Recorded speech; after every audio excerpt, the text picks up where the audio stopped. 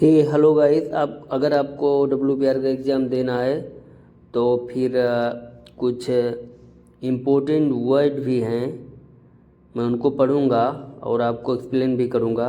और ये जितना भी मैं बता रहा हूँ बिगिनर वालों के लिए ये बहुत ही इम्पोर्टेंट है। इसको हर वर्ड को आप अच्छे से नोटिस करो। तो शुरू करते हैं। If the excavation is left unattended overnight का मतलब पूरी रात अगर कोई वहाँ पे ना रहे तो इट शैल बी बैरिकेडेड, अच्छी तरह से बैरिकेड करना है उसको, with flashing light to warn the passer. मतलब कोई भी वहाँ से आदमी पास हो रहा है या गाड़ी से किसी भी चीज़ से तो उसको अच्छी तरह से विजुअल होना चाहिए।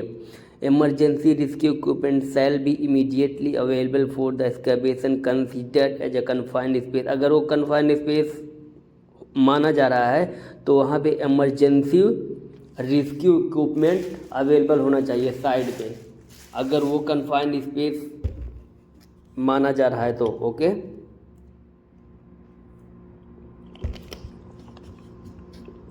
उसके बाद इमरजेंसी रेस्क्यू टीम जो होती है ना वो हमेशा वहाँ पे रहेगी, इमीडिएटली अवेलेबल होना चाहिए। उसके बाद नेक्स्ट है scaffolding should not be erected near the excavation. कोई भी स्काफोल्डिंग प्लेटफॉर्म आप एक्सकवेशन के नज़दीक में नहीं इरेक्ट कर सकते हैं। It should be at least 1.5 time the depth of the excavation. वो डिपेंड करता है वो कितना गहरा है, आपका एक्सकवेशन कितना गहरा है उसी हिसाब से 1.5 मीटर, जितना गहरा होता जाएगा उतना 1.5 मीटर आप उससे दूर बनाते जाओगे। ठीक है, ये हमेशा ध्यान देना, ये एग्जाम में आएगा। 1.5 टाइम ध्यान में रखना। Crane shall be operated away from the trench more than the depth of the trench. Okay, daily inspection of the trench shall be made for every shift. Daily inspection करना चाहिए किसी भी trench का, चाहे जो भी शिफ्ट चेंज होती, क्योंकि ना उसमें H2S जो है कभी भी हो सकता है, खासकर जब ये प्लांट में काम हो रहा है। कोई भी अगर ट्रेंच है वहाँ पे excavation 4 feet 1.2 metre deeper require hot work permit and confined space entry permit. अगर 4 फीट है या 1.2 मीटर है तो आपको हॉट वर्क परमिट चाहिए और कन्फाइंड स्पेस एंट्री परमिट चाहिए। ये भी एक तरह का आंसर है, क्वेश्चन के बाद ये आंसर हो जाएगा। Appropriate method of excavation should be determined benching, shoring or sloping. The method of combination depth on soil, the nature and operation and space available। देखो, बेंचिंग, शोरिंग एंड स्लोपिंग, ठीक है। अगर रम्मल है तो आपको शोरिंग बहुत बेटर आइडिया है, नहीं तो आप बेंचिंग भी कर सकते हैं।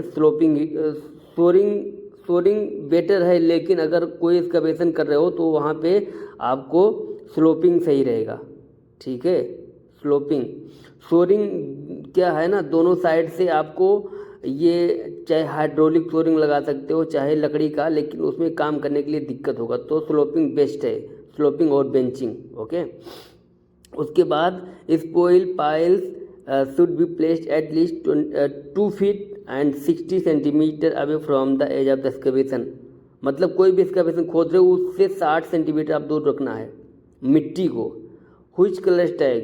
Red tag, no action except scaffolding, erecting और डिसमेंटलिंग। अगर रेड टैग है आप उसको टच नहीं कर सकते हो। Yellow tag means everyone must use a full body harness on the scaffold. अगर येलो टैग रहेगा ना तो आप फुल बॉडी हार्नेस यूज करना है, लेकिन अगर रेड टैग रहेगा तो इरेक्टर के अलावा उसको कोई टच नहीं कर सकता। ठीक है, इरेक्टिंग और डिसमेंटलिंग नहीं कर सकते, ओनली कौन कर सकता है? स्काफोल्डिंग इरेक्टर कर सकता है। येलो टैग मतलब समझ रहे हो, everyone must where full body harness.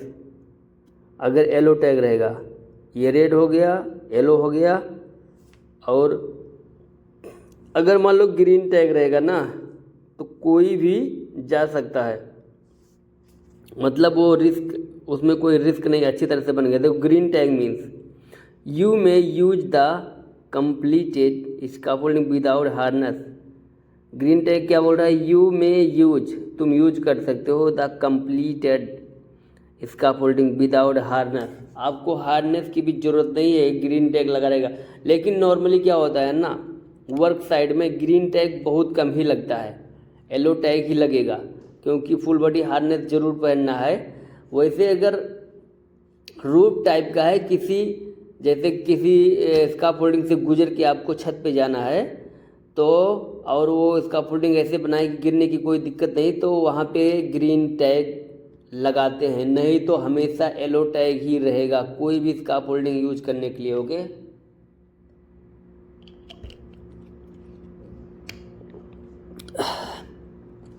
ये बात ध्यान रखना आप अच्छी तरह से, ग्रीन टैग। ओके, उसके बाद ये बोल रहा है has a safe means of entry and exit. इसका क्या मतलब है, जैसे कोई स्कैफोल्डिंग है उसमें एक गेट बना होना चाहिए, ड्रॉप बार्स बना होना चाहिए। जैसे आप घुस गए अंदर में, एक डोर की तरह होगा, आप घुस गए, उसको डोर को ऊपर उठाएं, जब घुस जाएंगे अंदर में स्कैफोल्डिंग प्लेटफॉर्म में, फिर उसको नीचे गिरा देंगे, आपको फिर वो गिरने नहीं देगा। एंड फॉल प्रोटेक्शन होना चाहिए, जैसे वही फुल बॉडी हार्नेस होना चाहिए। ये तीनों जो है ये एक safe means of entry and exit, ठीक है। तो ये एक तरह से क्वेश्चन है वो, और ये आंसर है, ये एग्जाम में आ जाएगा, गेट, ड्रॉप बार, फॉल प्रोटेक्शन। तो ये आप अच्छी तरह से ध्यान रखना। उसके बाद all safety lines are present, उसमें क्या क्या होना चाहिए, हार्नेस होना चाहिए, नेट होना चाहिए, ठीक है, नेट होना चाहिए। जैसे स्कैफोल्डिंग के पे कहीं काम कर रहे हैं, हार्नेस तो लगेगा ही लगेगा, नेट भी होना चाहिए ताकि वहाँ से कोई सामान नीचे न गिरे, किसी के सर पे गिर सकता है, नेट लगा रहेगा तो उसमें रुक सकता है। कहीं कहीं कंस्ट्रक्शन लाइन में हमेशा बड़े बड़े साइडों पे नेट का इस्तेमाल होता है। तो उसी तरह से ये भी है, all safety lines are present, सब होना चाहिए, हार्नेस, नेट्स। आगे और अच्छे अच्छे क्वेश्चन हैं, आप बने रहिए। और मुझे आशा है ये क्लास या फिर ये चैप्टर आपके लिए अच्छा साबित होगा। बस ध्यान देना, क्योंकि एग्ज़ाम में यहीं से सवाल बनते हैं। देखो ये यू मस्ट यूज स्काबा और साबा होइन। स्काबा मतलब सेल्फ कंटेनिंग ब्रीदिंग apparatus और साबा means self air breathing apparatus। Okay, sorry supply air breathing apparatus in entering areas where H2S concentration is equal और above 10 ppm। कंसनट्रेशन मतलब उसका ये एक तरह का नापने का ये होता है, ppm में नापा जाता है, 10 ppm रहेगा, ठीक है। टेस्टिंग फॉर H2S, टेस्ट करने के लिए ये कब आपको पहनना है, इंटरिंग जहाँ पे H2S प्रेजेंट हो सकता है वहाँ के लिए, और टेस्टिंग फॉर H2S उसको टेस्ट करने के लिए। देयर इज एनी इंडिकेशन और इक्विपमेंट फेलियर, प्रोडक्ट लीक, कुछ अगर लीक हो गया है, आपको कोई इंडिकेशन मिल रहा है तो वहाँ पे पहन सकते हैं। उसके बाद entering a confined space containing sure liquid और श्योर गैसेस, किसी भी कन्फाइंड स्पेस में आपको जाना है, उसके लिए भी आप स्काबा और साबा मस्ट है, ठीक है। जैसे श्योर लिक्विड और श्योर गैसेस, इसमें से कोई भी गैस हो गया, आपको कोई इंडिकेशन मिला है, या फिर कोई H2S टेस्ट करने जा रहे हैं, या फिर जहां उसका ये कंसंट्रेशन ज़्यादा है वहां पे आपको ये पहनना है। उसके बाद बोल रहा है H2S RP must be full face and positive pressure. Positive pressure हमेशा ध्यान देना, ओके, पॉजिटिव प्रेशर होना चाहिए उसमें, पॉजिटिव का मतलब उसका जो सुई का कांटा है वो हमेशा पॉजिटिव पे होना चाहिए। निगेटिव मतलब अगर उससे नीचे रहेगा तो उसको यूज नहीं करना है। तो इसका मतलब सेल्फ कंटेनिंग ब्रीथिंग अपरेटस स्काबा हो गया, और वही उसका फुल फॉर्म यहाँ पे बताया है, supply and breathing apparatus scuba with 5 minute escape air बोतल। अगर मान लो आपका ये जो सप्लाई ब्रीथिंग अपरेटस है उसमें आपका ये कोई दिक्कत हो गया, ख़त्म हो गया, तो आपको 5 मिनट बच के भागने के लिए वहाँ पे एक छोटा सा बोतल आपको दिया जाएगा कि अगर कोई इमरजेंसी हो इसको पहन के आप जल्दी से निकल जाओ उस एरिया को खाली करने के लिए, ठीक है। इसलिए आपको वो दिया जाता है 5 मिनट के लिए। Guard shall be installed before arrival on site. Guard मतलब क्या होता है, जैसे कोई आप ये चला रहे हो, ग्राइंडर चला रहे हो, बड़ा बड़ा भी ग्राइंडर होता है, छोटा छोटा भी ग्राइंडर होता है, उस पर एक गार्ड लगा होता है, वो गार्ड जो है प्रोटेक्ट करता है। तो वही बोल रहा है install before arrival on site, आपको साइट पे आने से पहले वो गार्ड लगा होना चाहिए। ये एक तरह ये एग्जाम में पक्का आएगा। इन पोजीशन ड्यूरिंग ऑपरेशन, मतलब अपनी पोजीशन पे होना चाहिए ऑपरेशन करने के टाइम, जैसे आप काम कर रहे हो तो वो लगा होना चाहिए, निकला नहीं रहना चाहिए। Always ensure guard are install before the equipment और रिटर्न टू द सर्विस। जैसे कोई मेंटेनेंस किया, मशीन का मेंटेनेंस कर दिया, सब कुछ रेडी कर दिया, उसको वो गार्ड दोबारा से इंस्टॉल करना पड़ेगा। वो गार्ड खोल के रिपेयर तो कर दिया, फिर उसको गार्ड को वो इंस्टॉल करना पड़ेगा, उसके बाद वो सर्विस में वापस दे सकता है, मतलब यूज करने के लिए रेडी है, ऐसा बोलेगा। तो उसके बाद बोल रहा है moving part be guided if less than 2.5 metre and 8.2 feet above the working surface. जैसे आपके सर के ऊपर इतना तो हाइट ज़्यादा हो जाएगा ना, तो वो सर पे लगा रहता है, तो वहाँ भी मूविंग पार्ट गार्ड होना चाहिए। एग्जाम्पल फ्लाई व्हील्स, जो ये फ्लाई व्हील्स होता है, बेल्ट चेन ड्राइव, बेल्ट कोई बेल्ट चल रहा है उसमें एक बड़ा सा, जैसे हम लोग चेन कवर नहीं बोलते हैं, उस तरह का गार्ड सेल भी होना चाहिए, समझ रहे हो। जैसे फ्लाई व्हील्स हो जाए, जैसे इसका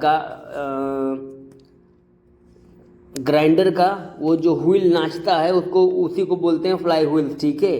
उसको हमेशा गार्ड होना चाहिए। और कोई भी बेल्ट हो गया, चेन हो गया, ड्राइव हो गया, इन सब में गार्ड लगा होना चाहिए, ठीक है। ये एग्जाम्पल के रूप में आपको पूछ सकता है, लेकिन 1.5 मीटर और 8.2 फीट ये आपको ध्यान रखना है, गार्ड होना चाहिए, ठीक है। अबव द वर्किंग सरफेस के ऊपर, तो आपको ये अच्छी तरह से देखना है।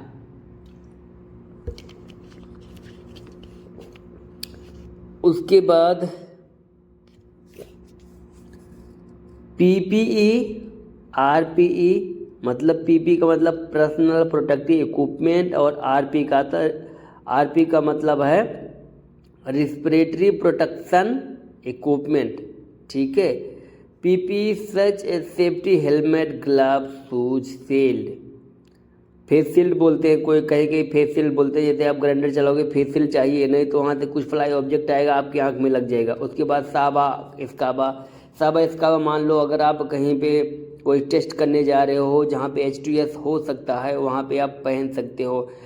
PP सेफ्टी हेलमेट तो ज़रूरी है, कुछ गिरा नहीं तो आपका सर फूट जाएगा। ग्लव्स भी पहनना ज़रूरी है, कोई hot and cold surface touch करेंगे तो आपको नुकसान पहुंचा सकता है। वो डिपेंड करता है किस तरह का ग्लव्स वहाँ पे पहनना है, हॉट और कोल्ड के स्थान पे, तो ठीक है। इसलिए PP RP personal protective equipment आपको इन जगह पे यूज करना है। इंजीनियरिंग, ये बहुत ज़रूरी है। इंजीनियरिंग कंट्रोल क्या है? Eliminate and isolate. एलिमिनेट का मतलब उसको, किसी चीज़ को पूरी तरह से अलग कर देना। जैसे कोई पाइप है ना, कोई पाइपलाइन है ना, तो वहाँ ब्लाइंड लगा के आप उसे एलिमिनेट कर देते हैं। आइसोलेट का मतलब किसी पावर को बंद कर देना, पूरी तरह से शट डाउन करके वहाँ लूटो लगा देना। ओके। एडमिनिस्ट्रेटिव कंट्रोल क्या है?